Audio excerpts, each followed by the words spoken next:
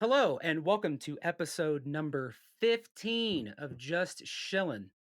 I am one of your hosts, Sean Hoffman. And I am your other host, Andy Bell. How's it going, buddy?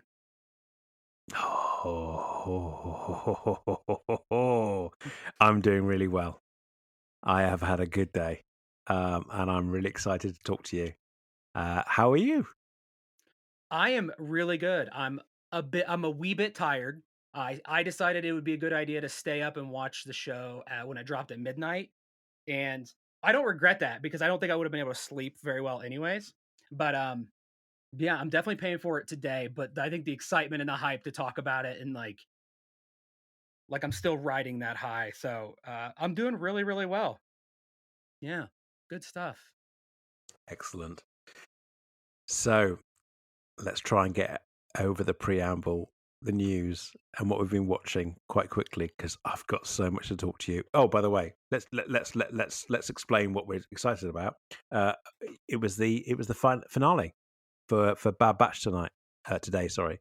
And so yeah, both of us have been exchanging a few texts about this and DMs about this throughout the day, and I'm so glad I can finally talk to you about it. I've been itching and itching and itching. It's almost like a multimedia constipation that I've been suffering throughout the day. That I've been I can't wait to talk to you about it. So, mate, what have you been up to this week? Not a ton, not a ton. I actually really haven't been up to anything. But I did kind of get something, and I think this is probably the best time to talk about it. I got some new books. Some new books came in Nice. the old mail delivery. Let me see. Let me know if you can see this. So this is one of them. It's called A New Proof. Can you get Oh, that? oh, dude, It's called A that New is Proof. beautiful. Kenner Star Wars packaging design from 1979 to 1970 or 1977 1979. So we got all cool stuff here. It's like the Kenner packaging, like original packaging. It is in depth. So it's got like all the different Wow. versions, variants, the way that it was developed, the different like the original cover, like where the photos came from, how it was all designed. It's Oh, like dude. nice. So it's all pretty Oh, that cool. looks mint. And so then I haven't had a chance to I just came in like yesterday. And so I haven't had a Yeah. chance to really deep dive yet. And then another one came with it. And this one's called The Chromalin Strikes Back. There it is. This is Right. like the second edition. And this is Kenner Star Wars packaging design from 1980 to 1982. And so it's got all the same kind of things for the next iteration. Which just Oh, it is man. way more research and information than I could have ever imagined. Yeah, but It's look at got those. Look at those pictures. Sorry, look at those photos. Sorry, this is not good for podcasts. But honestly, these are high detail images of stuff that I would have absolutely blown apart about in my youth. They are fantastic. Where did you get them from? I don't know. I'm in the process of figuring that out. Um, Okay. updates to come. But Okay. no, they're sick. They're really cool, and it's like it's sick because it matches Chris Hall's amazing cover art Yeah, for absolutely. our pod, and it's just Yeah. kind of like it's really cool, especially for me, like, coming from the print industry and, like, working there for so many years. It's just, like, it's Yeah. right up my alley. So I'm like, "Ooh, I like this." And I'm just amazed at how much is still around, like, how they were able to get all the research and kinda compile and put it all together. Like, I'll put a link to it in the show Oh, notes. mate, they are So beautiful. They are it's absolutely pretty sick. beautiful. Yeah, I But other know, I know one of our friends in Australia on the southern hemisphere that's currently finished. He has finished his vintage collection in recent weeks. Would be really interested in those books. They look good. They look really, Yeah, really good. I'm excited. I'm excited to kinda But you've crack them got open and really dig into them. just to be clear, you've got no idea how they turned up on your doorstep. I don't. I do not. Okay. Was it? It wasn't one of your Mexican purchases, was it? You weren't in Mexico. No, no. Okay. Okay. Right. Okay. What's interesting is I opened them and I'm like, "What the hell is this?" Like, It's you. I wasn't even familiar with what it was when I opened Right. it, and so that's how I'm like, because if it's something dumb that I ordered, like I get that a lot. I'm like, "Oh, Mhm. that's weird. I wanted that, and now it's here from Amazon. Neat." And this was not one of those because it came direct from like the publisher. And I'm like, I don't even know where the hell this came from. Maybe. So I looked it up and I'm like, these Maybe. are sick. Yeah, they are. They look beautiful. Maybe the algorithm, the Amazon algorithm, which is the best in the world when it comes down to buying behavior and an individual personal taste. Maybe it's got so good that it orders for you without you actually clicking a button. I should check Just my maybe. credit cards. I should check my credit card statement just to make sure. You might be onto Probably a good something. idea. Probably a good idea. The only other Excellent. thing that I have was this is just a note that I made from last week. So Madison, along with myself, but I didn't have um the gall to bring it up. She's like, what is VDU? And I'm like, I don't know. It's probably some like night it's probably some like 1980s like gold certified Yes. Microsoft partner Yes. term. And so I looked it up and it was it visual display unit? Is that like an That's also the known as a right. That's monitor? right. Is a Yeah, that's monitor? right. In my defense, um, listen, dude. Yeah, I may be old, but you know the industry I work in, so I like to think I'm reasonably caught up on most things, especially I never with said you were old. I just didn't know what the what. acronym was. No. But the point being is that when it comes down to the medical industry, they still refer to a monitor or a computer screen or a PC screen or a phone screen as a VDU, which is an old term for a for a monitor when it comes down to diagnosing, especially um, eye related problems that needs to be fixed. So I just used that last week, and even when I was saying it, I thought, "Oh my god, you sound like the oldest fart in the world." It's like my buddy says he has something with VDU. I don't know. It's like yeah, like he has what I've now? got I've got myself a VDU. Yeah. I've got a dose of VDU. That's what it is. Um, cool, cool. Sounds like a good week. Sounds Yeah, like a it's good been real week. real eventful. Yeah, it's real eventful over here. How about yourself, bud? So it's been a really good week. It's actually been a really, really good week. It's been a really good week at work. I got a lot of stuff done this week, and I feel, um, it's the simple things, right? Where you get an awful lot done, you achieve an awful lot, and you get the kind of collective nod that what you've done or your team has done is a pretty good job. And so, I got that kind of nod this week, and I felt, yeah, it's been a good week. It's been a really, really good week. Because w- I tend to work quite late. Um, the job that I do, I speak to an awful lot of people in the Far East first thing in the morning, and then I speak to the US last thing at night. So it's a relatively extensive working week for me. Probably at the wrong times for most people. A lot of the my midday is actually downtime for me because of the times that I work from. And we've been working on something a lot recently, and uh, just that little bit of justification or acknowledgement that you've done the right thing, your team has done the Nice. right thing, is has been quite nice to get. So it's been a really good week, and it's given me another spring in my step. For what's to come, so that's been good. Home life has been quite quiet. After I got back from Spain last week, I kind of we kind of have taken it easy.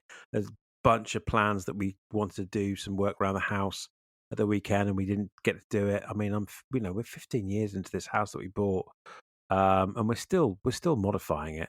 It's don't ever, unless you've got kind of a disposable income of, I don't know, Elon Musk. Don't ever kid yourself that it's ever going to be over. Everything always needs to be done, and then once you've done it, 10 years later, it needs to be done again or needs to be repaired again. So it's an ever ending journey. But this weekend, we took it quite easily. We took it quite easy, and I didn't get any of the jobs done. And I got online and bought a few things. This space that you can see, and for those people listening, I'm sorry you can't see this again. Bad for podcasting, but I'm in my shed in the garden, and the space around me at the moment looks pretty comprehensive, but I've got a few gaps in on the wall, and I've bought some more canvases. So I've bought. I think I shared a photo with you. I bought a canvas. It's quite a large one actually, which is a print of the issue 3 of the original Marvel run for A New Hope or Star Wars back in 1977. And that's on a canvas. Where I get them from, it's relatively cheap, and it doesn't mean I need to frame it. It doesn't mean I need to do anything particularly clever with it. It's really easy, and it creates a nice colourful space on the wall. I've bought a bunch of haven't come yet. I've bought a bunch of Akira ones as well to fill the rest of the wall, which I'll share with you when those turn up. There's done a bit of spending as well. Spent some time the last 24 hours or so speaking to the UK contingent of the Scruffy Looking Podcasters. I'm going up tomorrow to go and see Chris and Kev for May the 4th. Our plans are, although it's not specifically on May the 4th, it's to celebrate May the 4th for as a bit of a giggle and a bit of fun. We're going to go and watch on May the 3rd. Typical that we don't get it right, but there you go. On May the 3rd, we're going to go out and see Phantom Menace for the 25th anniversary of that. Going to spend a couple of days with them, do a few things. We did have plans to go and visit the quarry from Andor, which is something that we've always promised ourselves we'd do together as a trio, but the weather's looking quite bad, so we might end up in, I don't know, Warhammer World or something like that these guys that will typically do at the weekend instead. Or I might even take them out for a pizza. You never know. But yeah, no, looking forward to it. The plans are made. I'm on my way up tomorrow. It's 100 miles or so from my place, so it's a bit of a, it's not that much of a trek in your perspective, in your world, but certainly is for an old fart like myself. And I'm looking forward to it. And then lastly, um, tomorrow's a big day, dude. The Celebration Japan tickets are going live, and we're all going to be there.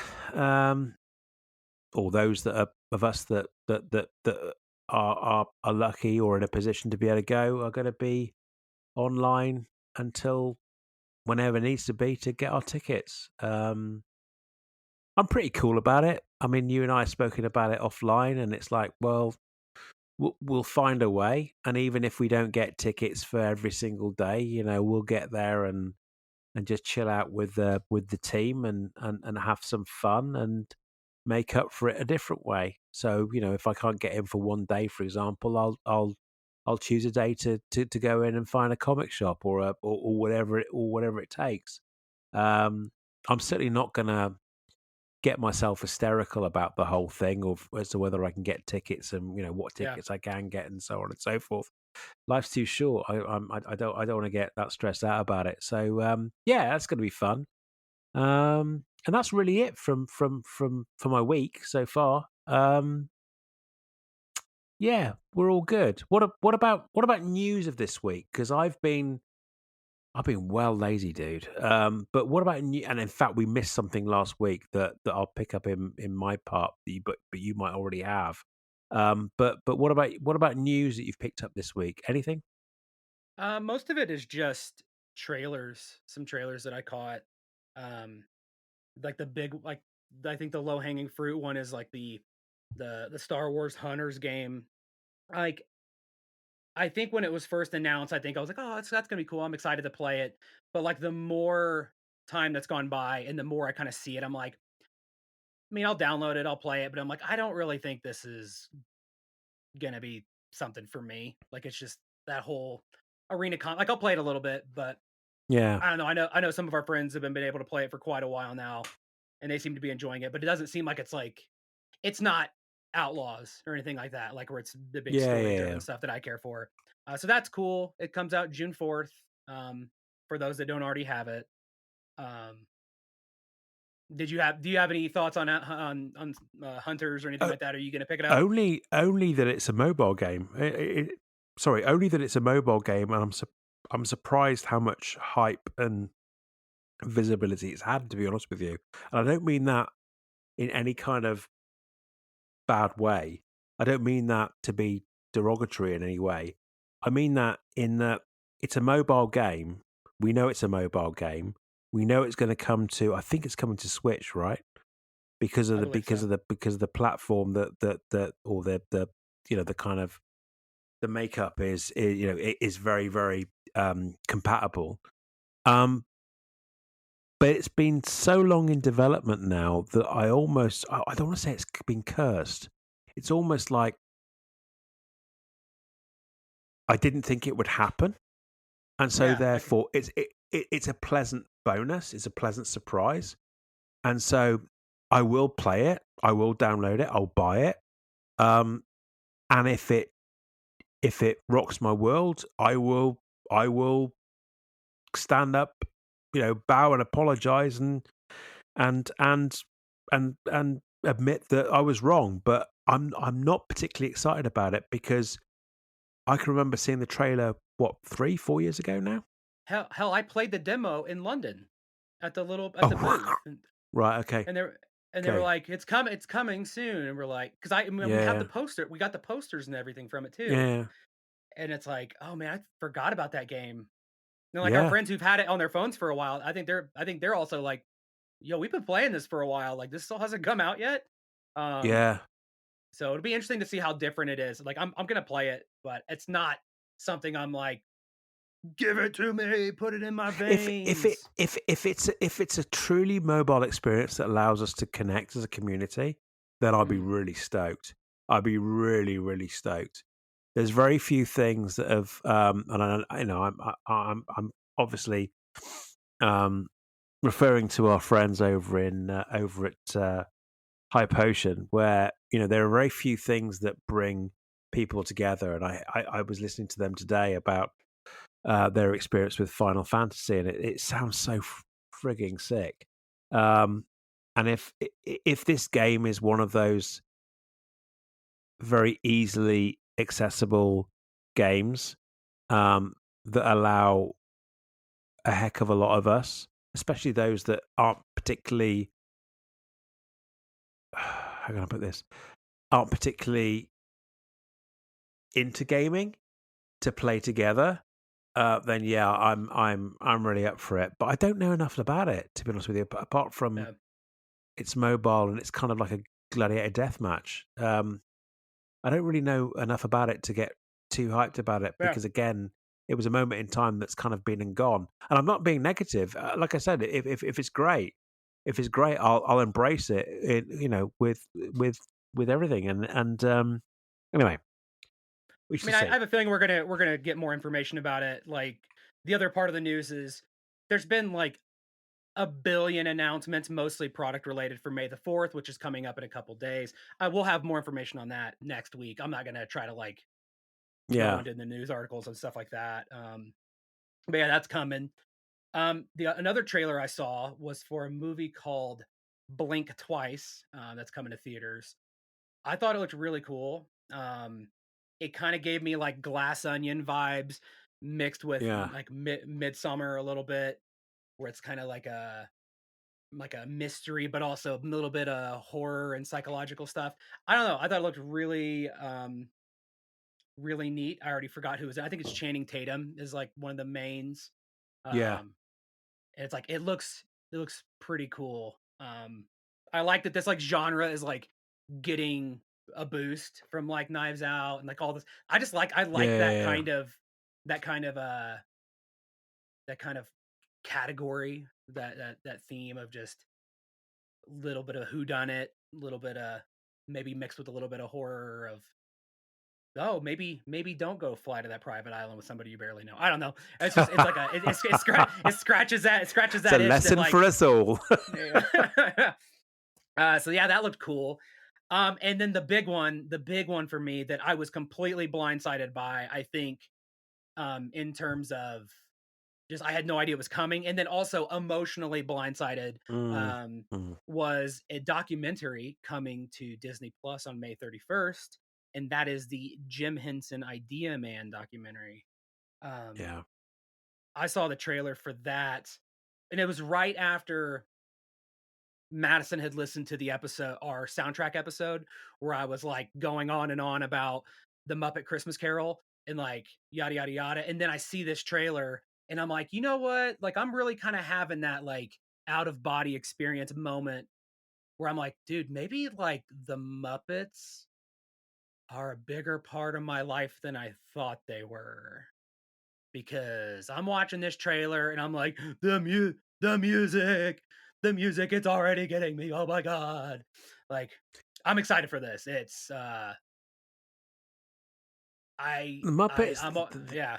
the Muppets are pretty amazing. It's a little bit like the Muppets are an institution that's a little bit like I don't know Lego. It's a bit like Bluey. It's like Bluey. It's multi generational, so it's cross generational, um, and relatable.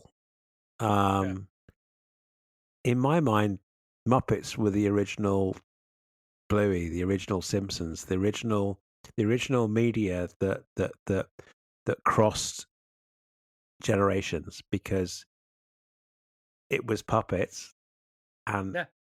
the comedy was quite smart, was actually Yeah. quite smart in places.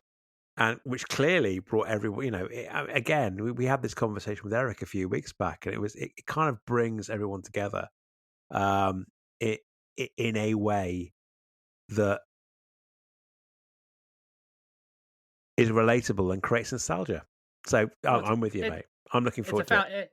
it's a foundation of simplicity and creativity. It's you don't I mean, need I, all I this mean, crazy stuff. Like you could just have a simple puppet with ping pong ball eyes, and that's the foundation of it. And you just build from yeah, there into the crazy worlds of yeah, yeah, everything yeah. that they did. And so I will be Um, watching that the day it comes out for sure. I mean, Henson and all those guys, and there was a couple of guys over in the UK. There was a bunch of bizarre stuff going on in the 70s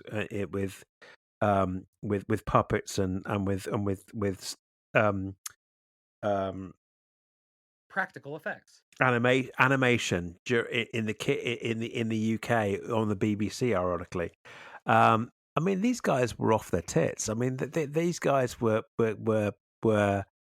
visionary, and they were applying that when they had their sentiment. Sorry, they were adults that created media um that was relatable and ironic to adults at the time during the 70s when pretty much all bets were off, and it's Mhm. really cool. It's really really cool, and and I think that Pixar, to a certain degree, maybe not so much in recent years, to a certain degree, also continued that on as well.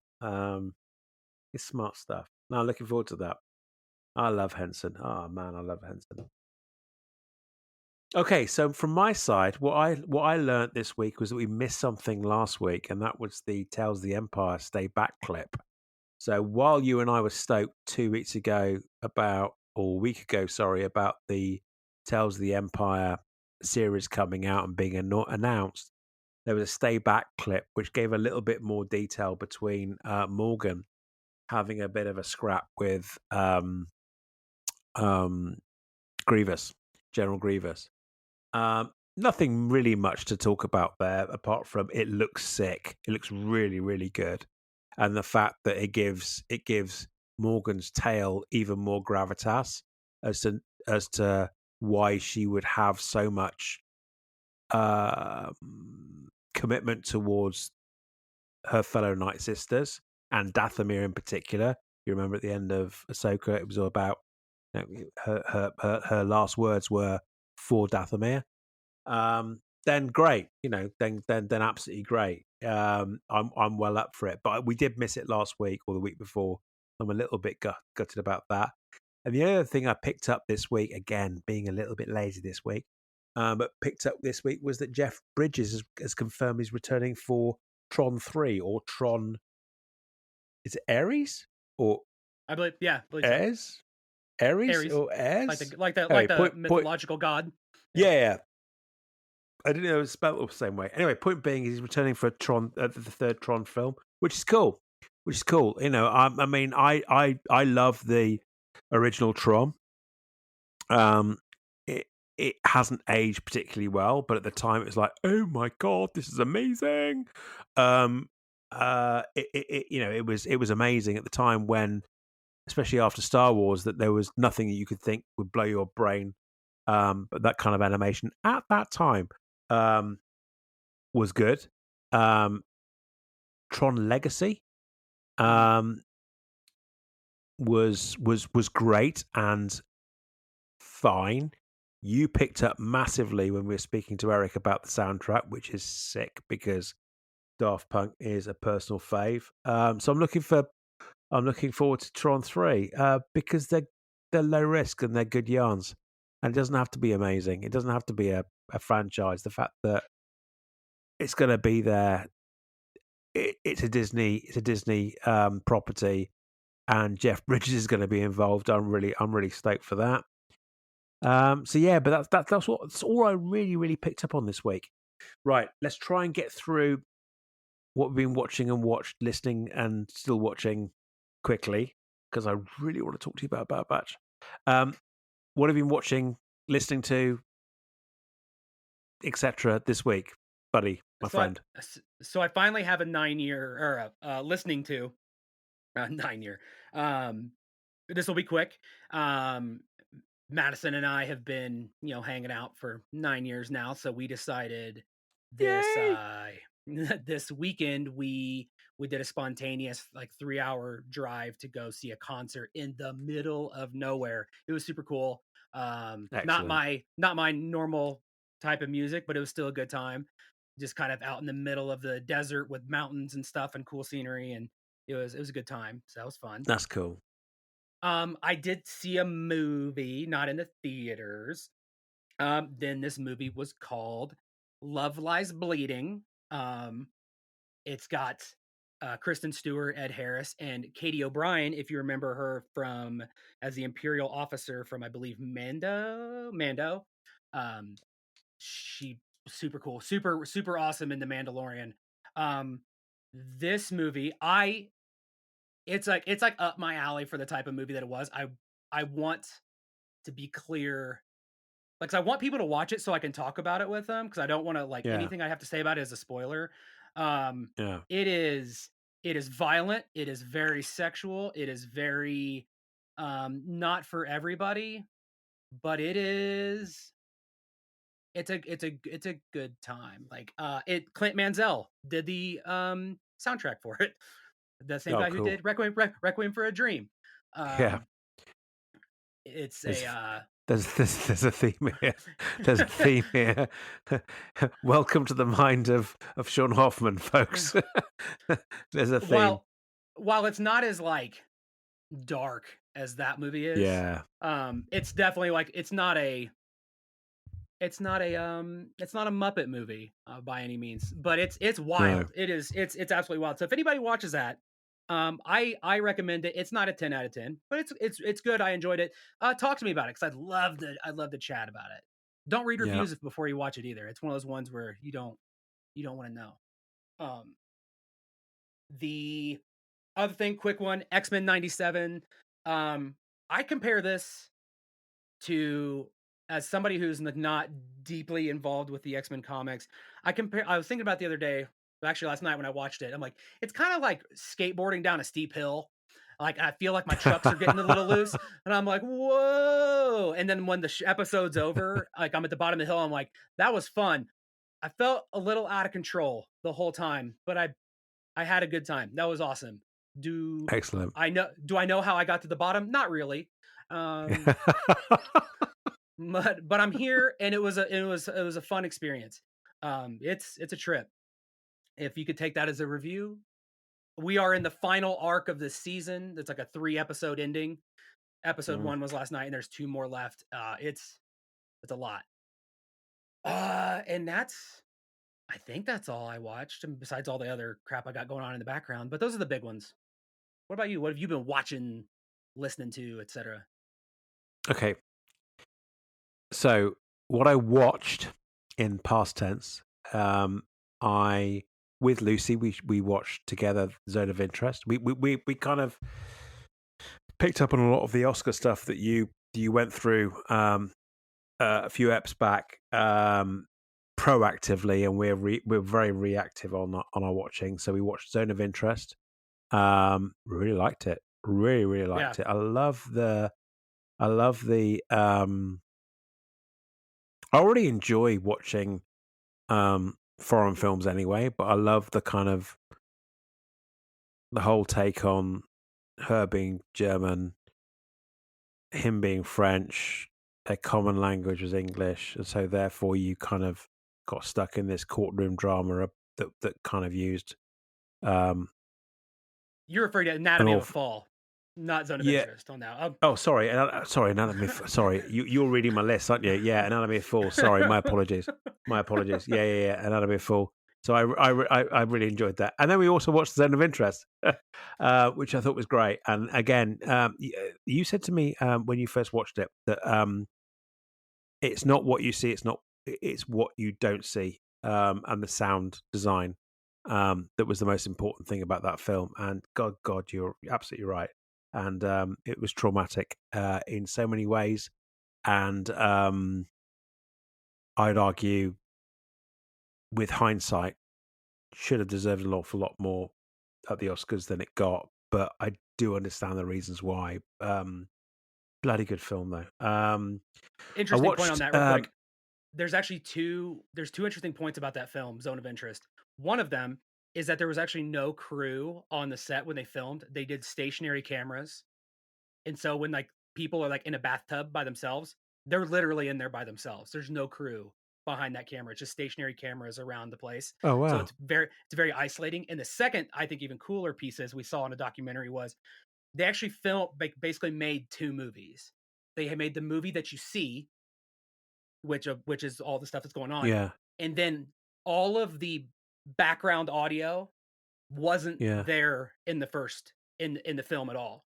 That was all a secondary film that was later made and, like, put on top. So all of the people that are doing things, they can't hear any of that stuff that we hear.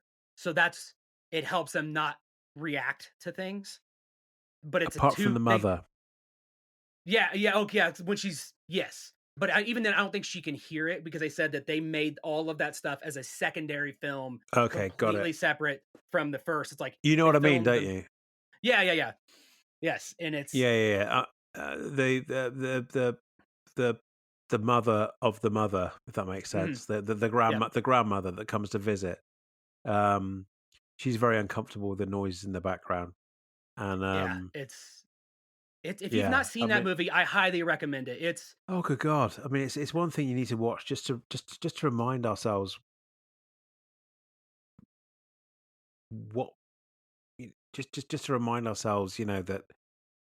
And I don't want to get into politics, religions, and the rest of it because I don't believe in politics and religions and the rest of it. But they're just being generally fucking nasty to each other. It's yeah, it's a must complacency watch. and the scale of a situation Yeah, are very real. it's a it's a must watch for everyone. Anyway, on a lighter note, I was left on my own for a couple of hours one night while I took Lucy out. I was taxi for Lucy while she went out for the evening with some friends, and I got to see Guy Ritchie's The Covenant, which is basically a very simple story about the translators that the locals in Afghanistan about the translators in Afghanistan and the work they did for the Allies, the US, the UK, France, and so on and so forth during the conflict. And it was a little bit of commentary about how they were treated after the conflict and after the Allies left Afghanistan. Um, but mainly the story was about how one particular translator really went above and beyond the Call of Duty and saved a very important military officer of the U.S. Army that did an awful lot of covert operations out there, and really put his neck on the line. And really the premise behind it was that the Afghan translator was looking for a visa because he knew that the Taliban um, would make his family suffer.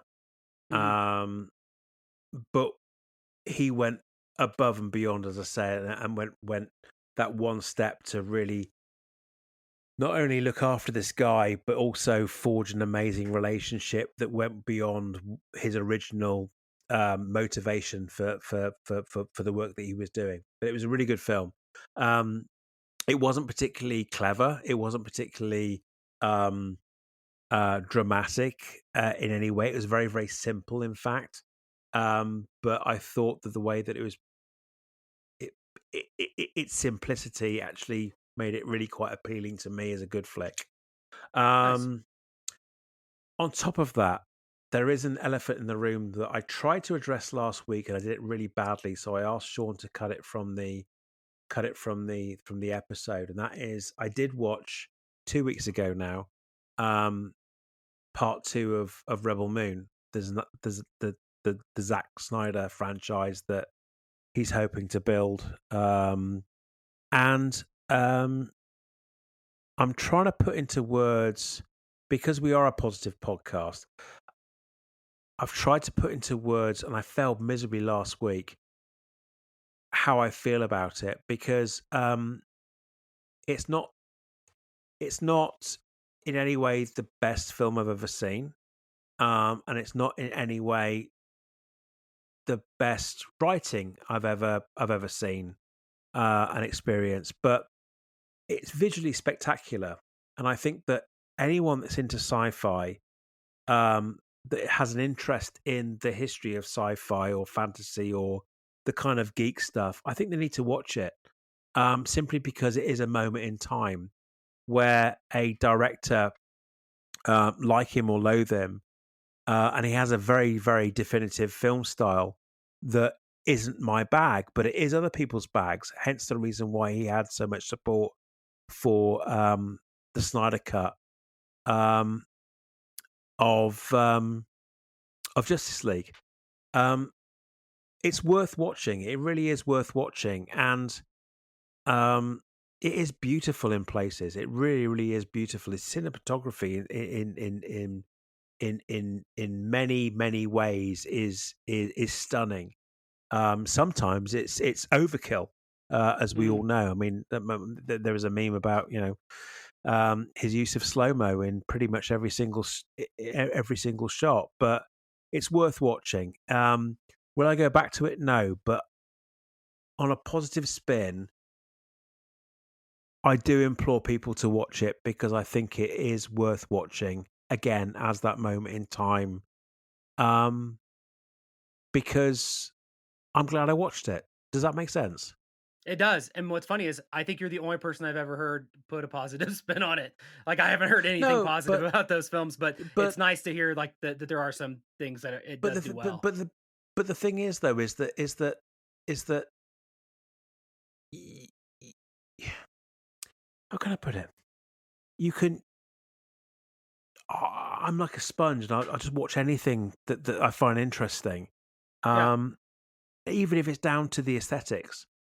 Mhm. Um, if I don't like the film, there are plenty of films out there that I don't particularly like. I mean, Jupiter Ascending is one of them, but aesthetically, it's beautiful, absolutely Mhm. beautiful Yeah. in places, and I really respect the craftsmanship that went not into the not perhaps into the directing, but certainly the You can visual appreciate it effects for and what it the is, like, and what yeah, it provides you. Like, exactly, it's not all exactly, about the big picture of like, "Oh, it's not a Grammy award-winning movie. and It's not the best thing ever, yeah, so whatever," but you can yeah, still appreciate it. and so thank you for letting me cut out last week's thoughts on it because I needed to think about it a little bit more if that makes sense. But That makes I sense. am glad I saw it.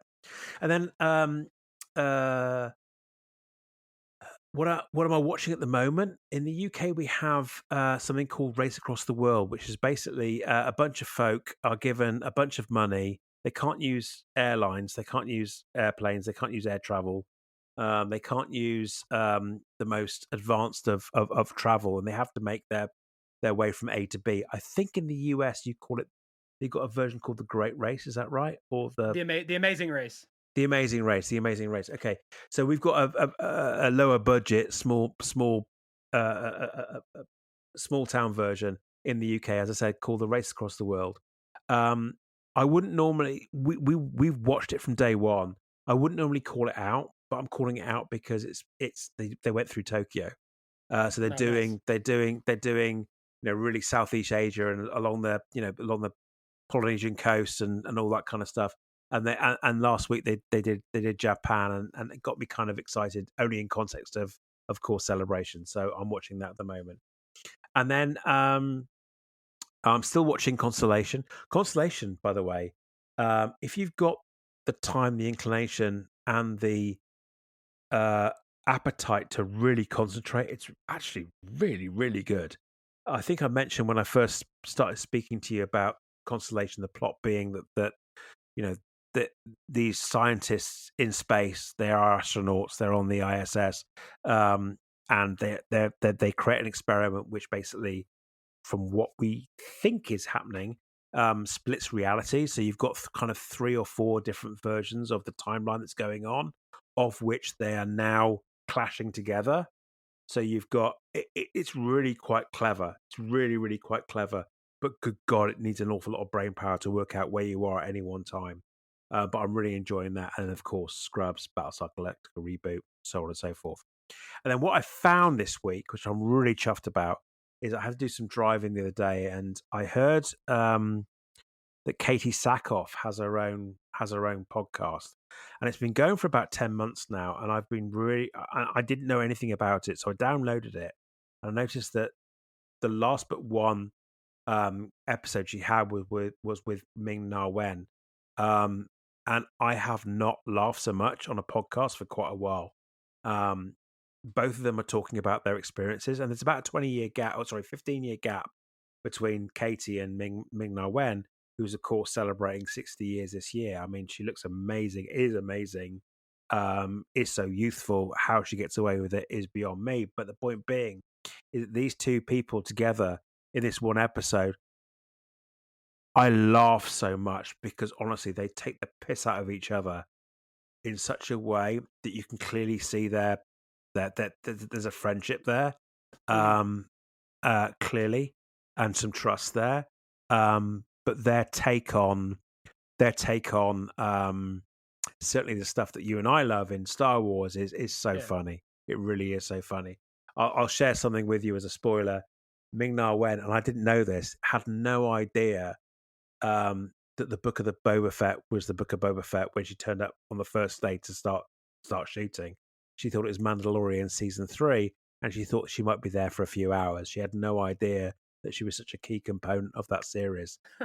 So it's really quite funny. It really is quite funny, and I hope to listen to a lot more of that podcast. That was the first one I listened to, but I do implore anyone um, to listen to it.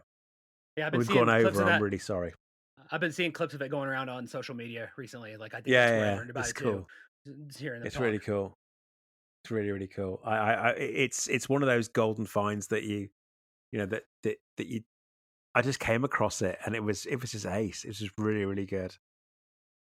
And she's and Katie is now. I think she was trying to work out what her format would be.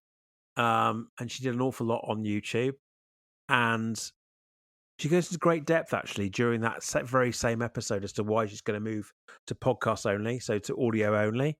Um, and it's quite interesting to hear her reasons for doing it. Mhm. Um, but I'm on board. I think she's awesome anyway. I had no idea that she was doing this, and I do recommend it. It's she does it really, really well.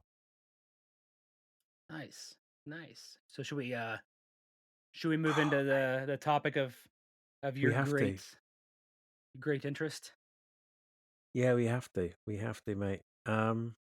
So today was the finale of the Bad Batch. And going into today, if I had to give the Bad Batch season 3 a score, I would say it was a solid 7. A solid 7. And that 7 was pretty much propped up by the the first 5 or 6 episodes, which I thought the first part of this season was absolutely phenomenal. It gained momentum very, very quickly and really pulled the heartstrings where it did. I think I've been very, very honest and truthful in the last couple of episodes that we've recorded. I've been okay with the movement or the progression that the last part of the series season has been. Um, but but it seemed to be a lot more pedestrian than the first part or the first half of the season. Um, but good God, the the the finale for me changed everything. It changed my score, which I'll leave to the very, very end. And again, I said it was a very, very comfortable 7 or a solid 7. The finale for me was fantastic, absolutely fantastic. A lot of tropes, but good God, they're really good tropes. And I'm really, really impressed with the way that they left the story or concluded the story for some, but not for others, and promised of a very, very, very exciting and very, very bright future for some of our characters ahead, which I hope is going to be the case. What about yourself, mate? I mean, it's obviously hard to like talk about it at a high level without going into the details, but Mhm. I similar vein. It's like I think the season as a whole is maybe like an 8 for me. Um Mhm. Definitely lifted by the end, near the end, same kind of things. Um some of the mid-season dip, which granted, I think the reason I have it as an 8 and maybe even a 9 at times is because I think there is a lot of stuff that's still possible. I think they brought it home in the end. I think it had me speculating. This season had me speculating at a larger scale. Like it's really starting to get me to speculate with like the connective tissue of the larger arcs that are in play more than anything else so far Yeah, yeah. has really done. Granted, those are the foundations and like everything that we get after this is going to continue to be that way. But I think some of the stuff that's taken place in this season was really kind of reignited and sparked a lot of excitement for what's to come uh with like kind of like the Filoni verse um storytelling, Yeah. which 'cause I think we talked about it a million times before of like, we're not the biggest fans of Mando season 3. And like but this is kind of like revitalizing some of that of like, okay, maybe there is a bigger picture, bigger vision. And Bad Batch got a surprising amount of speculation and kind of excitement out of me for that bigger picture stuff. Um, yeah, that's I'm shocked. I well, I'm one we called it because we're like it's got to be a long episode. Yes, Yeah. like Yeah, well done. they Yeah, no, that's cool. they, they got that in. But yeah, what were you gonna say? No, I was gonna say, you know, I I kind of expected it to be a lot more complex, the finale. A lot more complex. Or we've talked about it for many weeks now. The last 4 episodes ramping up to an almighty event involving an awful lot of people and almost convincing myself that it would be something bigger than Christmas. And it's like, it didn't need to be. It didn't need to be. It was actually some really simple storytelling today, and it was all right. It was actually all right. And then what came from that simple storytelling afterwards was sick, and the hope and the hope for the future. I mean, listen to me. I mean, I'm talking about hope. I am a trope. The hope for the future. Oh, good God, it's amazing. But listen. Let's. So from start to finish, your thoughts, mate. Your thoughts about the whole thing. So you've done your overview. What did you pick up in the entire series? Just to remind everyone. I mean, do we have to do a run through of what we saw today? Essentially, they I don't got really have out. it. Yeah, I don't have a ton of deep dives. There's a couple things that I did make note of, but that's like, um, to your point of like the thinking we were gonna have like a big Rex and all that kind of stuff, kind of big fight. I I think I put so much weight on that because I didn't think they would give us the like. I'm really happy we got that clone closure that I've been Yeah, hoping for. Like, yeah, yeah, they were having that conversation in the hallway. I'm like, "Holy shit, I'm getting it. Oh my god, I'm getting it. I'm getting it." They're giving him the option. They're saying like, "We've got one more fight. Like, you guys can do your own thing. It's up to you." I'm like, "Oh my gosh, it's happening." And then yeah, it sucks that like 90% of them got smoked by yeah, by that whatever. I genuinely thought that like the crazy clone commandos dudes, I thought they were gonna like take their helmets off and they were gonna be like literal clones of Bad Batch like characters. I thought it for a second. I'm yeah, like, yeah, oh man, they got the wrecker. They got. I'm like, please don't do that. Please don't do that. Like, don't distract. Don't add that element. And they didn't. They just were just crazy good clones, what like, super indoctrinated, and it was a really good fight. For a minute, it was kind of hard to follow. I'm like, oh, yeah. I gotta like sit up and like Yeah, watch what the hell's going on. it was getting well. And I wouldn't say it was it was the darkness this time. It was just so much happening in one frame at one time. I couldn't follow who was doing what. I almost thought at one point that you had some of the agents fighting each other. And it's like no. It's all in my it's my it's my cognitive ability to follow this. Yeah, no, I'm with you, mate. It was yeah, it was I damn. thought No, we that's the I thought we were gonna best bit. lose some people. They really heavily leaned into like Wrecker needs to sit some the next few out. Like that dude Mate, is I definitely not thought he was great. dead. I definitely thought he was dead. I thought that would be and I and I really hoped it wouldn't happen, but I really thought he would be the one that goes out with a simper. Goes out with a go goes out with a slowly and maybe even off screen. Yeah. When he was incapacitated, and then the shot moves away from him back to I don't know, Omega at the time. I can't even remember now. I've seen it twice. It's the first time I've ever seen a Bad Batch episode twice in one day, ever. Seriously, and I'm Yeah. not kidding you. But it was the yeah. He's his brothers are looking at him with concern, and it's like clearly he's not. Oh, I'm okay. I'm gonna make it. It's like Yeah. Crosshair's no, speech was real. He's like, you're in a bad shape, and he kind of gets up and he's holding his chest, and it's like you're really fucked. You're really, really, you're really, really knackered out, and it's like, um, I thought that he would go out, and worse still, I thought he was going to go out off screen, so that when Omega meets up with the boys, um, she has to deal with seeing Wrecker, sorry, dead. mhm. Because he's died off screen. Luckily, he didn't. But yeah, I honestly thought of all of them in my notes that I'll share with you in a second. I thought that he was gone. I really did. I'm glad he's not.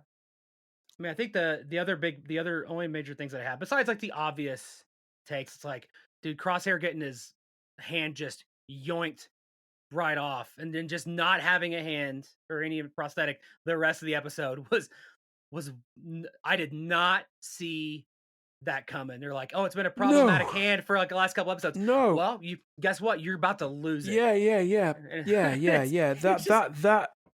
I mean, bearing in mind there are kids watching this. Um, that got quite dark. I mean, showing it in an animation would have been completely inappropriate, but the fact that they suggested it was like, "Whoa, holy moly." I'm And he's just surprised. walking around with it. He's just walking around with a stub the rest of the episode, like no big deal. Yeah. Yeah, The yeah. other two things were the like I already really liked Hemlock as a villain, but they amped that up with his visual, like the way they visualized him, like kind of coming up through the floors and the lighting and just how evil like he is. Like I yeah, just chef's kiss. Loved it. Loved him as a villain. So good. Loved the voice actor. Dude, when they're on the gantry or when they're on the bridge at the end, and he finally loses his composure and he's actually screaming and shouting. That was some of the best voice acting I've ever heard. Yeah. And again, it's in my notes. Seriously, it was phenomenal when he's screaming out, and you can hear the fluctuations in his pitch. Mhm. Um, because he spent the entire episode of basically knowing everything. Oh, I predicted this. I predicted that. It was a bit, in many ways, it was a little bit like Thrawn, in that he knows exactly what's going to go on. Oh, I predicted that. I'll let them go. Oh, I predicted them coming to Tantis. Exactly what I planned in the first place. All that over arrogance that is synonymous Well, with he with would have the been right if it Empire. wasn't for the damn Zillow beast Yeah, just yeah, yeah, yeah, yeah. wrecking things. Well, he would have been right about everything Mm. had he had a proper had he not had a proper grasp on our heroes. But anyway, but yeah, that voice acting at the right at the end, I thought, my God, this is Oscar worthy. It's brilliant. It's absolutely fantastic. The other what was the other thing? Oh, the Bad Batch definitely shot to kill. Everybody was shooting to kill this time. People were getting shot 6, 7, 8, 9, 10 times, and it's like, oh yeah, they pulled all of their like there's a while back I went like way down the rabbit hole of like what you're allowed to do to get certain ratings on shows. And it's like, oh, you can do Yeah, this 2 times, this 4 times, this yada yada. And it's like I yeah, think they saved all of them for season 3 for this episode. Like, we're gonna shoot a guy 9 times, just yeah, boom, to boom, to boom, to boom, boom, boom, boom, boom. And like yeah, they're those guys are dead. They are definitely like no more stun, no more blue fruit loops. They are they're dead. Um yeah, and the final thing I had, besides all the obvious stuff, is there's one line that really sticks out to me that makes me probably more hopeful than anything else that some of the stuff we speculated could still be on the table, just because of how like intentional it was when Omega at the end, not the end, but the young end, was talking to Hunter about the kids, and she's like, "How long will it take us to find the family?" And he's like he just kind of said it offhand, but like you watch him again, and he's kind of like, Rex and I are working on it. I'm like, yeah, please let that be an opening to the path. Please let this be the path. Please tell me you're yeah, finding the yeah, families. We're gonna yeah, do it, yeah. and this I is know, gonna I be the know. hoo hoo And we ooh didn't get please. it, and we didn't get it. But you never know. You never. I think we should leave that to the end because there's some questions about what the future would look like. That's What are cool. your notes? What That's are your cool. notes? My notes. And again, this is in real time at 6 o'clock, 8 o'clock. Sorry, this morning my time. Hemlock knew that the Hemlock knew the Bad Batch would come and play into his plan. What an asshole! That was note one. Number two. How did they know that the cat baby's name was Ben or Baron? How did they know? Because the cat Maybe baby can't it's written speak. it's written on the back of his little Collar. smock. Yeah. Okay, fine. Okay, fine. And that was a nitpicky thing. I thought I was being smart, but ignore that. Zillow is wrecking. Zillow wrecking shit is ace.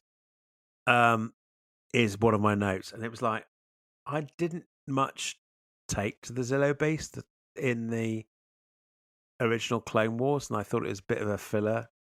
apart from obviously the hint that you might see it in the future because Palpatine wanted it to be preserved and It feels like a joke that keeps coming back stored up stored. and being But do relevant. you know what? Watching that thing come out and start wrecking shit and taking out a few stormtroopers, I loved it. I loved it. I don't know whether it's because I saw Godzilla, and we've had we've had a rewatch of all the Godzilla and Kong um, films recently, but I really enjoyed that. Um, and in fact, I like that walking through the trees. You just see his dumb head like yeah, walking through the yeah, yeah, trees, just being and it was mad. going lower and lower and lower.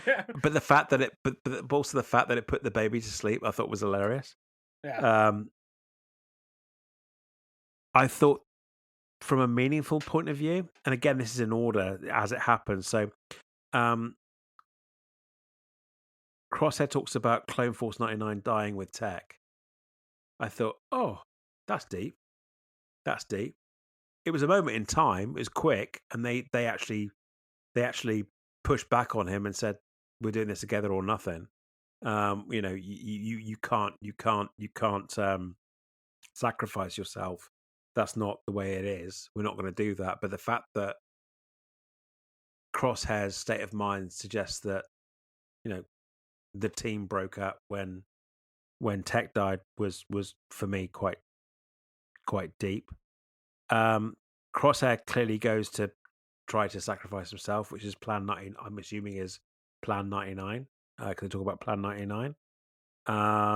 What made me laugh and fist bump the air was when Zillow Beast like broke through the main gates, as it were, and they asked themselves, was that Echo or Omega? And they both agreed that it was Omega. I thought that was like, yeah, damn right, it was Omega. Um, and that made me happy. Um, Next was when Hemlock activated the pods. I'm still convinced that they're the first stages of Dark Troopers, although the data's been lost now. Um, I'm assuming the data that has been lost is mainly on Project Necromancer, and I still think that the clones in their individual garb were the first stage of Dark Troopers, or because they are so different to each other, I thought they look a little bit like the Praetorian Guards in mm. um, in Last Jedi. So the idea that they look similar but they have different aesthetics to their armor and their weaponry made me think a little bit of the Praetorian Guard. Either way, thought they looked sick. Um, then I wrote, "Oh my god, they cut his hand off." Yeah, that didn't. I was expecting, the upward motion of the sword or the vibra knife coming down and then being interrupted by someone to save the day, but it didn't happen. It just went to black, and clearly the connotations there was that um, Crosshair lost his life. Narse, what a woman! I mean, she went it alone. Tarkin was on his way. Um, the the sacrifice that Narse gave was phenomenal. I mean, she'd already Mm. lost pretty much her entire race as they sacked Camino. Camino.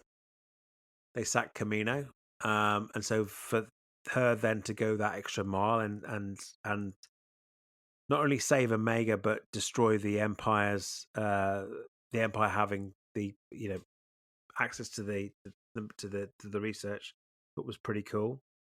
Um, Rampart, what a twat is a note His that I've turn got here. again. His turn kind of surprised me again. Like I didn't think he'd go back to being a full blown dick again.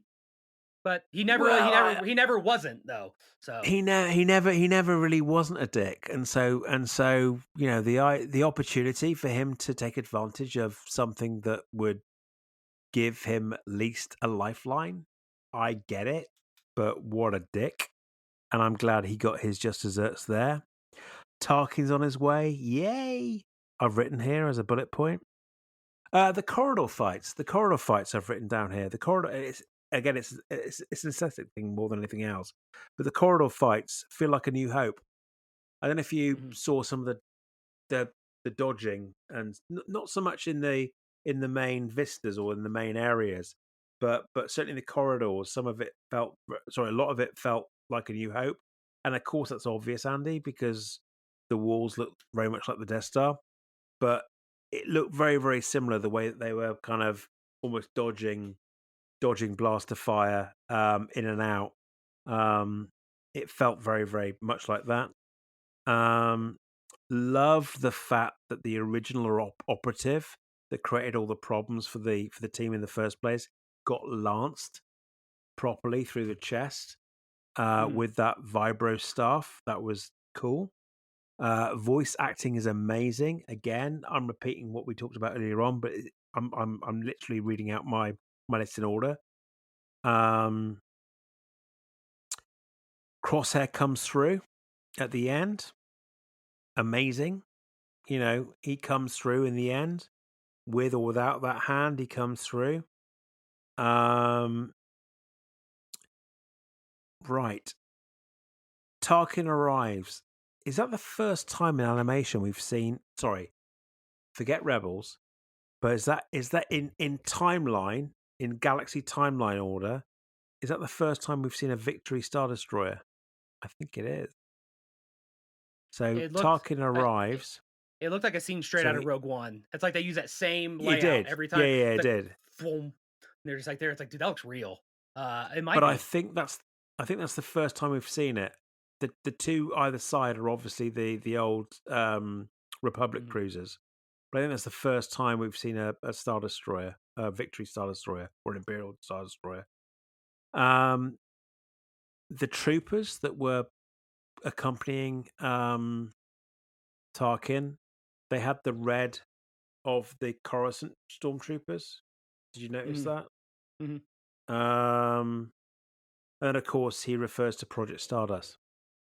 So so he's had enough of what Hemlock was doing. I mean, Hemlock's dead for a start, but he was sick of what of all of the budget that was going or being diverted this way, and he's diverted the rest of the budget towards Project Stardust, which as we know is the Death Star program. Um, the next question I had before I saw the ending was: Is Pabu safe? So they talk about, not half an hour or 15 minutes earlier, Emery is told to take the kids to these coordinates, which is a safe place.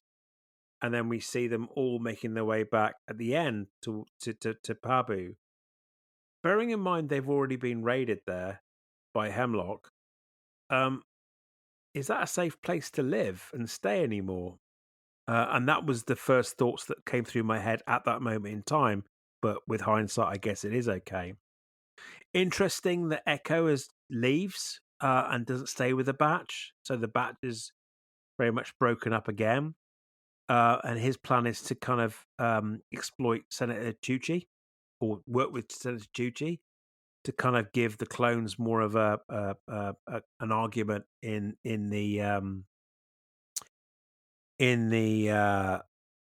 with the Republic, um, which we all know is kind of mute anyway because essentially Palpatine gets rid of the Senate anyway. So anyway, but nice idea. Um, right, and the last thing I said before we talk about the 10 years later bit is that the hand thing with Hemlock, which also was shared by Crosshair, the hand twitching, Mhm. never explained, never ever explained. And I guess maybe I'm looking too much into it, and it doesn't need to be explained. But the point being is that the hand twitching from Hemlock and the hand twitching from Crosshair, which I always thought was part of his conditioning or the response, but the fact that Hemlock had it as well, that was never explained, and so I think kind it of to me it kind of I'll let indicated it that he's like go. I'll let it a go. he's just a tortured, like he went through torture of some kind, and that's why he's so. driven and messed up, and so he's just tripling, doubling, tripling, quadrupling down what maybe's been done to him in the past by whoever to make him whatever way he is. Like, and he's just like, I feel like it's just like, oh, he's a tortured person who became like he's super evil now. That's just kind of how I saw it. Of Yeah, like yeah, yeah. he's got the same physical things that have been done to him, like perpetuating the abuse. No, I'm cool with it. I thought we might get a little bit of a side swipe or a kidney punch on that one, and Yeah. suggest that the reason why Crosshair has the twitch in his hand might be because of part of the conditioning. It kind of Mhm. associated with the whole Omega thing in the first place is that the Yeah. conditioning is also is you know Hemlock's hand twitch is a natural thing, and then part of the conditioning for the clone troopers is to use part of Hemlock or Hemlock's DNA to be able to Yeah. follow orders. I didn't know whether it was kind of like a biological thing that could be shared during the experimentation. Anyway, I I um, thought it I thought it was starting to like I was afraid it was going to turn into like a, oh, they're fighting off the mind control, like almost like they're zombies. It's like, oh, and I thought when the boys were going to yeah, come out of those yeah, yeah, pods, I'm like, yeah, please don't let them like Wrecker grab Omega, be like, oh, I'm going to kill you, and yeah, it's like, no, yeah, fight it, and like, don't do that trope. And I'm yeah, glad they yeah, didn't. Like, I think yeah, that what the way they did was a lot better. yeah. That's cool. Um, and then we get, and that's the end. And then we get, I don't know how many years later. I'm assuming 10 at least.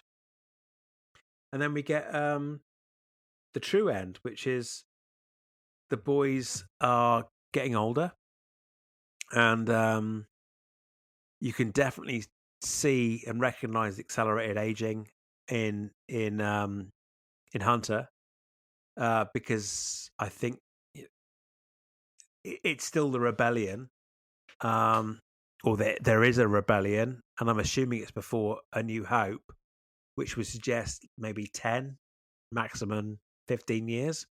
Yeah, I Um, mean, Batcher still looks like Batcher, which is wild. Like, yeah, but the accelerated aging of Hunter, definitely you could see it, like he's kind of yeah. I thick, mean, he's thickened up and he's not as he's lean as he thicken was up. before. He's old. He's got, well, aren't we all? But the point being is that he's definitely aged an awful lot in 10 to 15 years. You suggest he's probably put on 20 or 30 years, in terms of his physique and his visage. But the point being is that she's a woman now, and she chooses to go her own path and go her own way. And while Hunter and the boys have always been looking out for her, and have been looking after her and kept her safe and the rest of it, she still has a story to tell, or she still needs to fulfill her destiny, as they say. And I think that's frigging awesome. And I was in bits, mate. I was absolute bits when she basically just said goodbye, and it's like it's my turn to be on my own now, and she has every right to carve out her own story in the universe. And mate, it was phenomenal. Chef's kiss, absolutely chef's kiss. And the fact that she's not going to be a Jedi, she's not going out to be a superhero, a hero of some sort.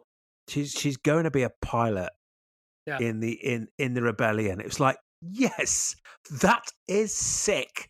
That is so sick, and just goes to, for me. It's like it, anyone can be a hero, and it's just like, yes, this is so good, so So good. on that note, do you think that's what they changed? Because I know that Michelle Ang like did that interview where she said that they were gonna go one direction with the ending with Omega's character for season 3, but then it changed.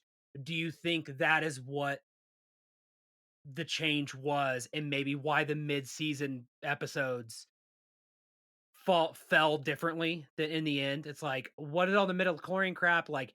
Because I to me, that's what I read into it. It's like before they were gonna make her force sensitive, and they were gonna do the midichlorian thing, they were gonna have her be this mystical hero, yada yada yada, and then they're like, somebody provided the feedback like, "Yo, everybody can't we can't have another Sabine. We can't have all these force sensitive people. It needs to be a Omega nobody." And then Yeah, yeah. then it was changed from then on. It's like, "Oh," and then it became something different. It's like, I think that's what the change was, and I think that's the right decision. I'm very I don't happy know, man. that they I did don't do know, that. man. Maybe it finished at the end of that end scene. Maybe it finished with them being happy. Maybe it finished with them finding the secret path, or being involved in the secret path. Either way, maybe it end. Sorry, either way. Sorry. In both cases, she will be with the boys. The fact that the ending is that she broke off may well be the only. I don't know. I still don't see how she could be force sensitive. Oh, My own me gut either. feeling, my own gut feeling is that the the finale was changed because they have future plans, I don't and I but think the that way the interview made I it sound think is that that it's not just the finale that was changed, it was the arc of season 3. Her arc throughout season 3, not yeah, just the final yeah, because episode. I think because my own gut feeling is that it was going to be a one. It was going to be over. It was going to be over. That's the end of the story. A little bit like what they did with Resistance. A little bit like what they did with. Actually, no, I can't say Rebels anymore. But that was the end of the story. I think there are my gut feeling and my hope to a certain degree is that the Bad Batch story is done. Let's face it. Could we have lost a few more? I mean, we've already had the heartbreak of losing Tech. Um, could we have lost some more? Potentially. I really did think Wrecker was going to go. Um, but they're knackered. They're broken. They're absolutely They're done. broken. Their fight is They over. they have earned their stripes, as we say. That they have done their duty, and they should be there to protect, but also to relax on Pabu. But but Omega has always been bigger than the Bad Batch, and if there's one thing, and I know there's an awful lot of people that don't like or haven't enjoyed this season as much as they have previous seasons, but one thing this season has come over to me is that Omega is so much bigger and more important than the Bad Batch, than all five boys, sorry. Um, and her story is not over yet, and I love the idea of where her story's going, and if that's the end, then fine, and we can speculate and make up headcanons to what happened next to her. But the fact there's an opportunity that we can carry this on in the future with a very, very Funny fresh you say that. outlook, then great. Funny you say that. What do you think the possibility is that we could see Omega again, maybe as the new face of like a Rangers of the New Republic kind of thing? On your notes? Yeah. So so I wrote down, and I purposely left it to the end. So she's off to go join the rebellion. Is she joining Rogue Squadron? Is she part of Rogue Squadron? We've been told recently that that's not dead. That concept is not dead. Maybe, just maybe, I hope that Bad Batch was rewritten, and indeed Rogue Squadron as a concept, be that as a movie, or most probably as a TV series, uh, may feature her. To your point, if it's not Rogue Squadron, sorry, it could be Rangers of the New Republic. But the Rangers program, don't forget, is after the Civil War. It's after the Galactic Civil Yeah. War. So that's within the Mando time frame. So yes, and yes. um, is my answer. I would love for her to be a little bit like I enjoyed the Alphabet Squadron Mhm. novels. I would love for if there was any single ounce of hope that we can get a pilot story like Rogue Squadron, whatever it turns into. If Mega's part of that, that would be sick. That would be so sick. I'm hoping it's Rangers because I don't know what if when they planned on having that Rogue Squadron movie take place, like if it was like around the New Hope ESB kind of era. It's like Don't know. We never knew, I did we? about to say I'd hope and I think that'd be my hesitation. It's like not that because that's not going to go well for a lot of pilots. Um, Case in point, A New Hope and things like that. And so it's like I'd Hmm. love for her to like, and you also don't want to have another like child prodigy like a Luke, because then it's like where are they? But if she's working her way up through and doing Hidden Path or other missions and things helping the rebellion, and then once Civil Wars, like she's a leader, and then she's like leading Rangers of the New Yeah. Republic. I think that'd be a sick opportunity. I Not to mean, say we that she don't. couldn't be Rogue Squadron because I don't know what Rogue Squadron it's going to be, but it's just like Yeah. it makes me afraid of like we can't have all these super pilots flying around. Like I don't want her in that because I'm afraid of her outcome. But then again, we don't But we also really. don't know. We also don't know when what age she is when she leaves them. So I'm guessing 10, 15 years. In which case, that would put her right in the middle of the Galactic Civil War. It could But be a little bit later than she's the that. same age as Luke, isn't she? Like around the same like around the I same. I guess. I guess I don't know. I don't know. Maybe a little bit older because she existed before Order 66 and Luke was born around Order 66, I'm guessing. Mm, yeah. I don't know, buddy. I really don't know. And then none of it matters Um, anyways. They'll just change it if they don't like it. So I do it doesn't I fully do have matter. one thing I can say with confidence though is that we know that she's going off to be a rebel. She's a rebel. Yep. She's a rebel. The rebellion she talks about. So it's not the resistance, it's the rebellion she's going to join, Hmm. and she's going to be a pilot.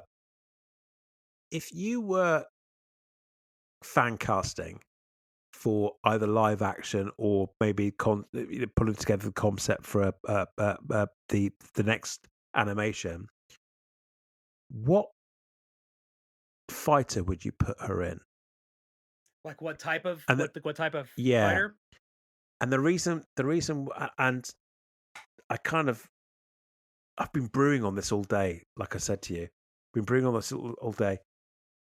If if you were to think about the Bad Batch as being the heavy, being the B wing, so that would most definitely be the characteristics of our friend Wrecker.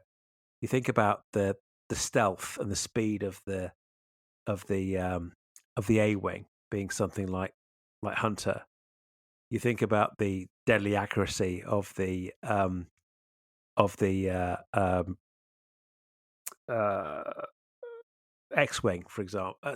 Sorry, the deadly accuracy of um, Crosshair being something like the A wing. Sorry, the X wing. Sorry. What ship would you put Omega in? See, So I'd if you flip it. I'd put characterize the Bad Batch, sorry.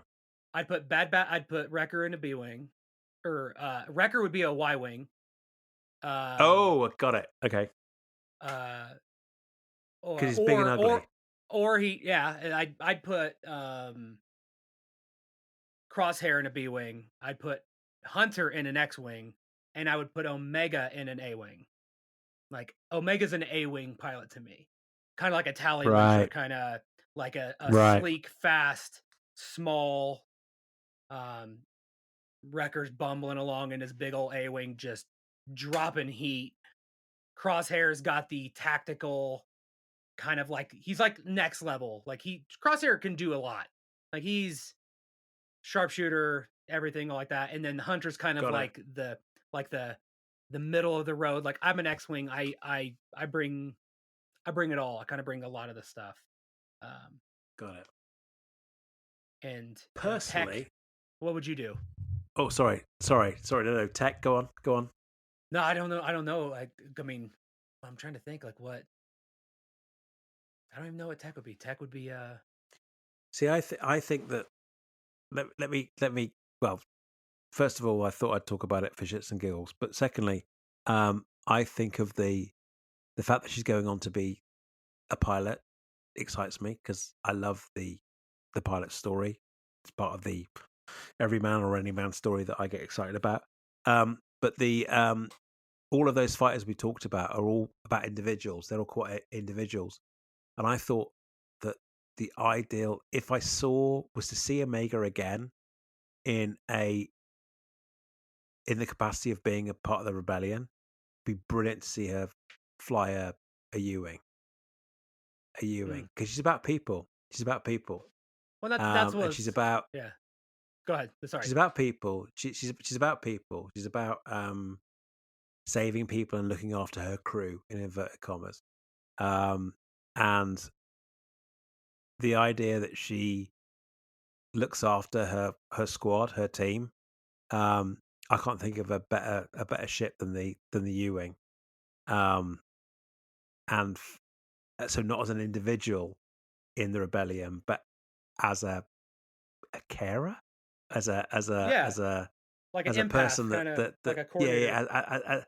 as somebody that looks after her folk um, in either looking after a team of insurgents or of commandos, or even in a medical capacity. Yeah, It kind of looking after other people. But the point being is that I can't see her as a pilot being a relatively solitary person. I can see yeah, her being more. I can see her being more part of a team, or leading a team to look after others, and that's kind of one of those things that I'd like in my own in my own head no, no. canon. I think you're on it. In literally 12 hours, I made up in my brain that made sense. Well, I think you're speaking to something that like I think was my initial kind of like gut disappointment with her kind of leaving and going off to be a pilot. And the more you kinda talk about it, the more it kind of, like, puts it to words of, like, I don't want her to be like a hotshot pilot, like, solitary No, individual. It's like, no, that's not the Omega that we've gotten. She's an empath, she's a strategist, a leader, a motivator, kind of that core, that the emotional and, kind of core and motivator.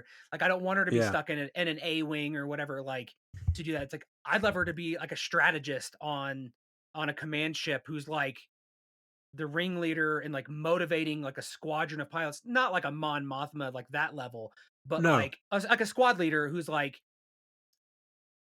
here's how we do attack formations, and like here's like looking at the big picture, like she's got the mind and the emotional and the people skills.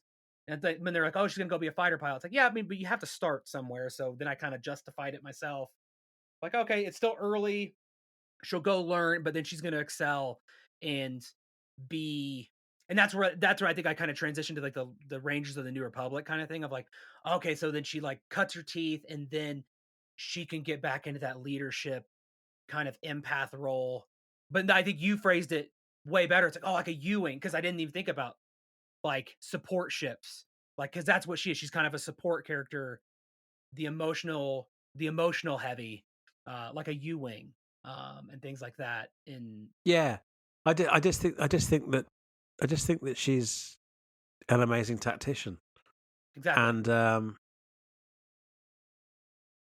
if she flies a ship, like I said, I can't see her want being or wanting to be a hotshot, an Yeah. individual, an ace. I can't see her wanting to be an ace. Mhm. I can't see that's not her. That's not her demeanor. Her. It's all about the mission. Does that make sense? It's all about Yeah. the mission. It's all about getting her people back. It's all about this inherent stuff. And I think that sorry, I've had a long day. I think the idea, of when you think about the Bad Batch over the last 3 seasons, and they're all individuals, and together they make an amazing team. They make an amazing unit. They make a very, very um, effective blunt instrument to take into war. They're pieces of a whole. But they are very individual, Hmm. and the pieces together work best as a whole. Omega is the culmination of all those pieces into one personality, and that's the bit that I think is so exciting. And I said to you, if not last week, certainly the week before, she's so much more than the Bad Batch. She's Hmm. so much more than that, and she's so much more. She almost doesn't need them anymore. And good God, today we saw that she doesn't need them anymore, and it's not a bad thing. But she's still got her fight to have, whereas the guys are battered, Yeah, and they need to take it easy. And I'm really satisfied with that ending, mate. I really am. I'm so happy with that same. ending.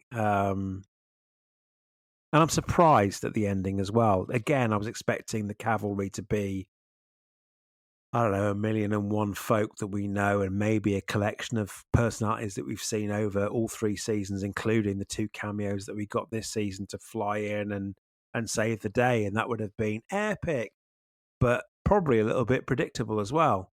And so the way they ended it, very, very simply, but very, very meaningfully today, masterstroke, I thought. I'm very happy.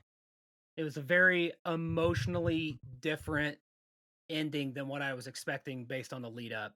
Um, Yeah. I loved it. I loved it. I loved like what you're saying about how they're all individuals, but then it's a bit like passing the torch, and like that you think the show is about the Bad Batch, but really it's about the Bad Batch coming together and making something and someone better. It found family, but literal family as well. Mm. Of Omega is already she comes and she's the emotional heavyweight and learns from each one of them their Yeah. traits and That's what right. makes them strong, and then in the end makes her a a stronger a stronger individual and somebody who is just now starting their fight and taking the culmination of all of that knowledge and all of those skills, um Yeah. not just the ones that they were like genetically created with, but the things that they learned over time. And it's almost like having like they're all her parents in a way, like they're her brothers, but also her parents and like older brothers, and like take everything that we've learned and you've kind of created this product that is the culmination of everything that we've been through.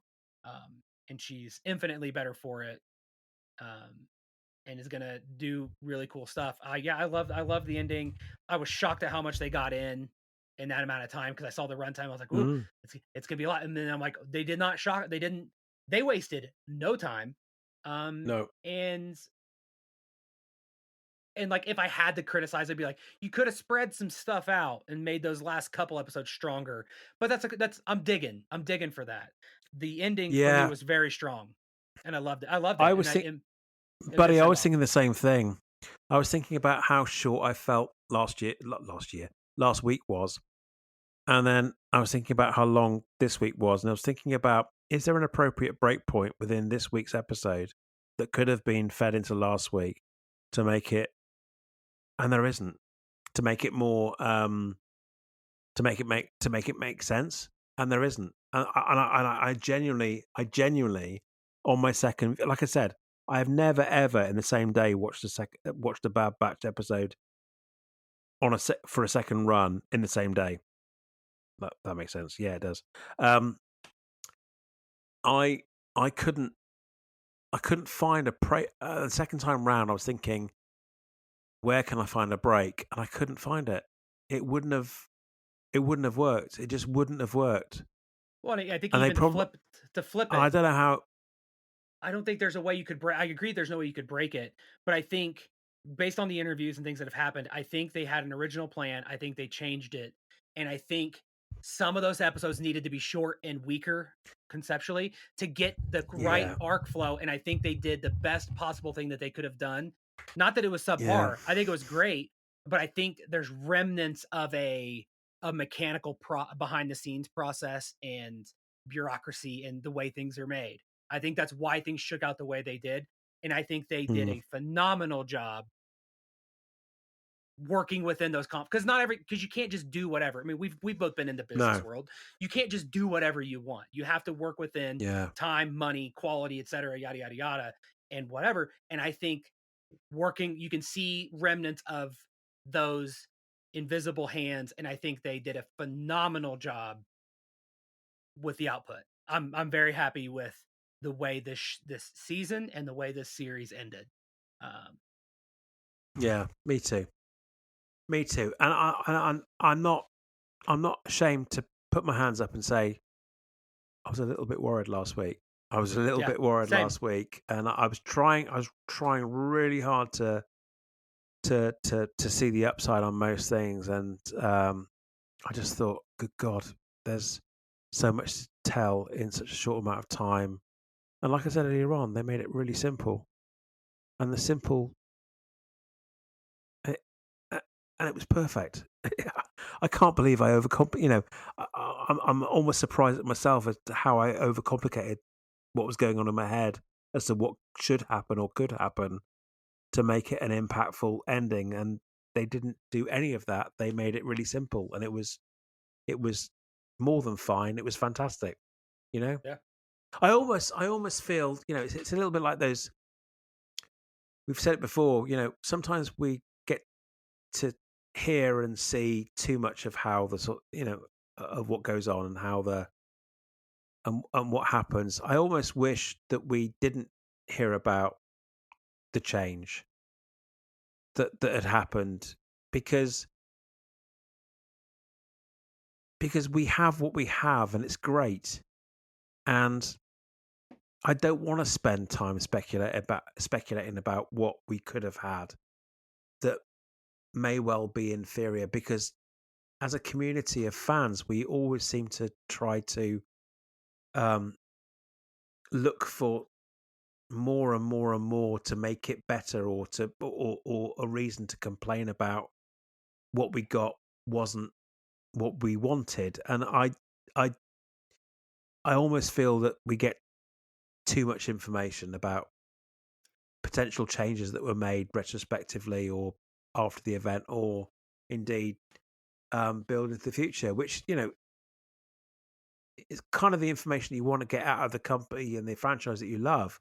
But ultimately, people can use that as a reason to Oh, pick absolutely. flaws in what we got. And I genuinely thought what we got today was phenomenal. I really do. I genuinely think that. And it's I not agree. me. It's not me placating the brand of this pod. I promise you, it's not me trying to be positive for the sake of being positive, because that's our chosen the way that Yeah. we want to run this podcast. This is how I feel today, and I really really did enjoy it.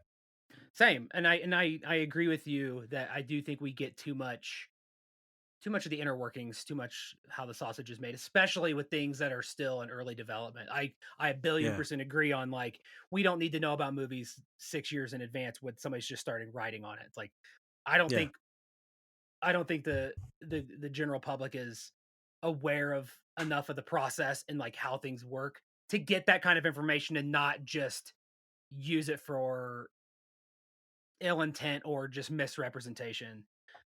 For me, I think that this instance is a one off, or it's one of those situations where, like, knowing that interview and things that this, I think it enhances it more for me.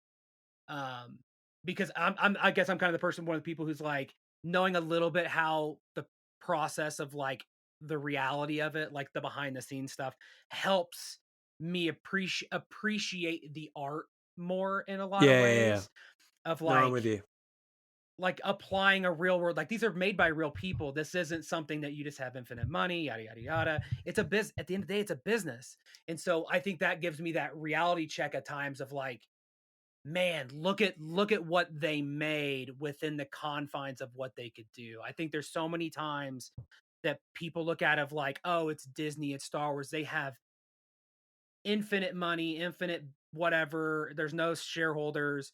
There's no this, that, and the other. Like, why can't they just write perfect stuff? It's like you're you're living in a fantasy world, like it all has a goal, and like, and the fact that we are able to produce this kind, we being the collective we can Yeah. create this art and have a business. Like the art and the handshake between art and business is something that blows my mind, and is I'm so fascinated with like the way you can move that needle, and it's part of these larger trends of like where they're doing it to Disney parks and merchandising and art Yeah, forms, yeah.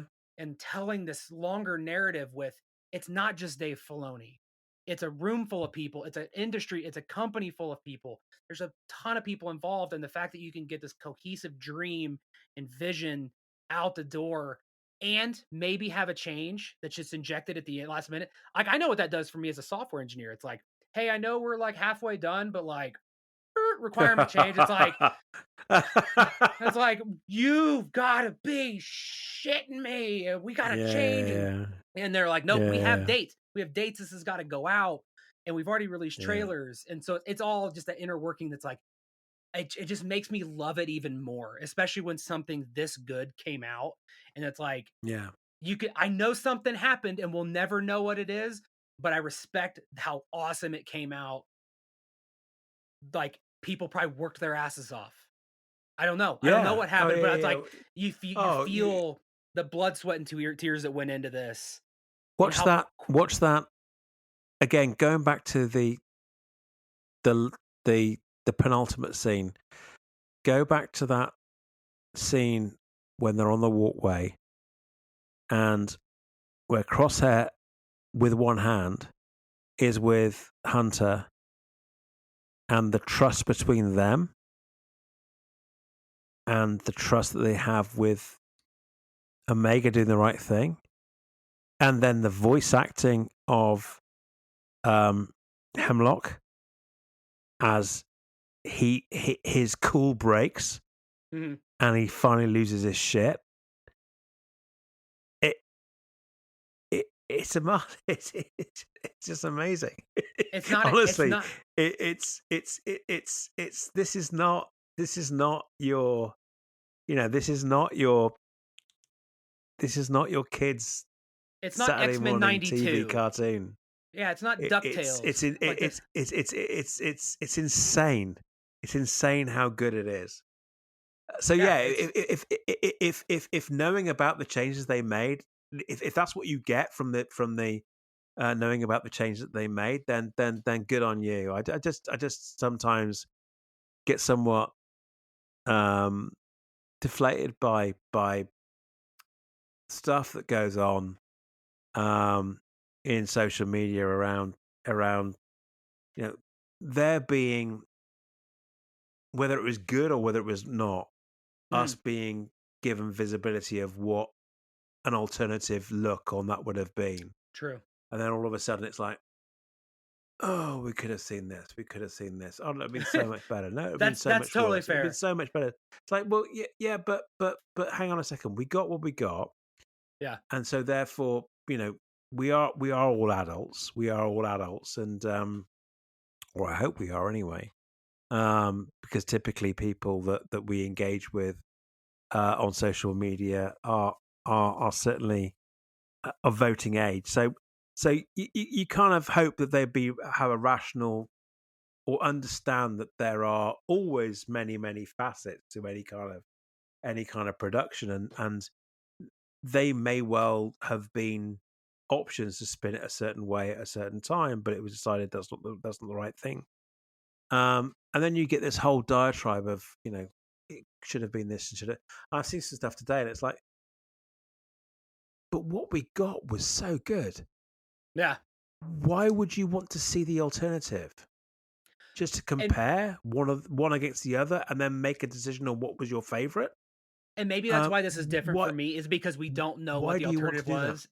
And I Yeah, also yeah, yeah, and maybe it's yeah, also because 'cause I'm not getting on social media. I've curated, like, most of that yeah. out of my You're life. very good. So You're very so it's good. just like me and you talking. I'm like, I mean, I don't have Yeah, any yeah, problems because I'm also not yeah. like, Yeah, Not that you're very not good.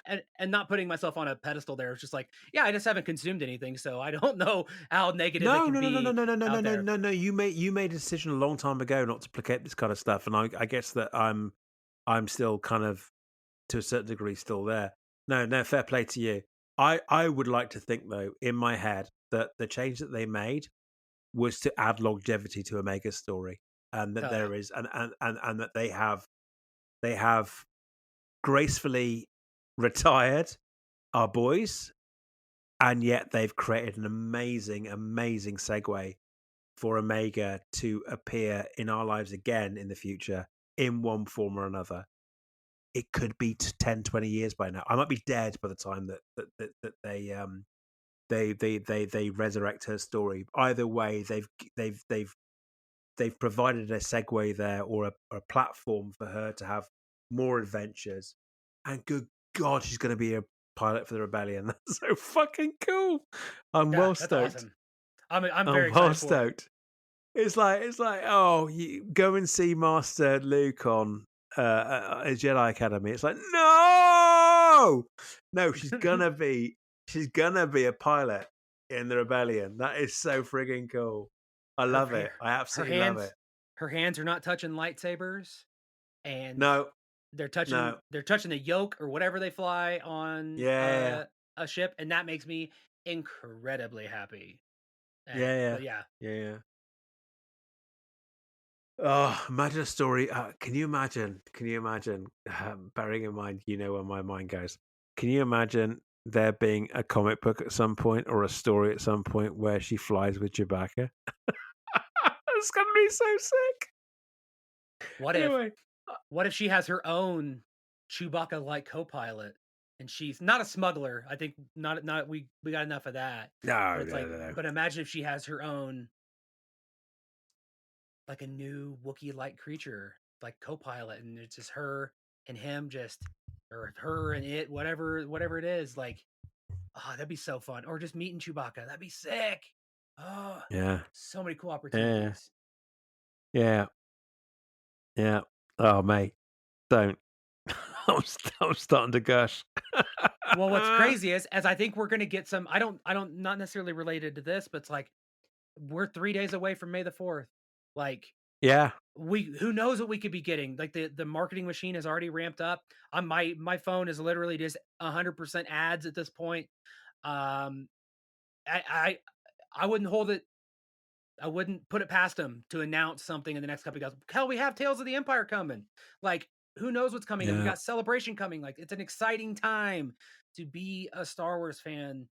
Like, this series did just end, but like, there's so much cool stuff coming, and I'm very excited. I'm very excited for Celebration. I'm very excited for May the 4th. Bring it on. yeah. Give it to me. Let's go. Happy, happy, happy. Cool, buddy. We have done this to death. Yes. Rather well, actually, but we've done it. We've done it to death. We're going to speak next week, and we're going to share with each other what our May the Fourths have been and what they've been looking like. Um, and we'll be celebrating and clinking glasses virtually because we'll have tickets for Star Wars Celebration. I'm trying to manifest this now. By the way, I'm just making it positive that it's all good. Um, I think we're done, but thank you very much for recording with me today. I've been so stoked. And like I said, it's almost been like, I don't know, some sort of multimedia constipation I've had today. I wanted to speak to you for so long today because I've had such a good day. Um, anyway, look after yourself and take us out, mate. Thanks for listening, everybody. Thank you, Andy, for indulging with me once again on all the things that we love. If you'd like to leave us a voicemail or email, go to justshillin.com. You can find all the links there. Uh, Thanks for hanging out with us as always, man. This is just I love doing this. It's such a good time, especially, you know, I don't know, talking about the stuff we like. And with that, until next time, thanks again. Goodbye. Goodbye.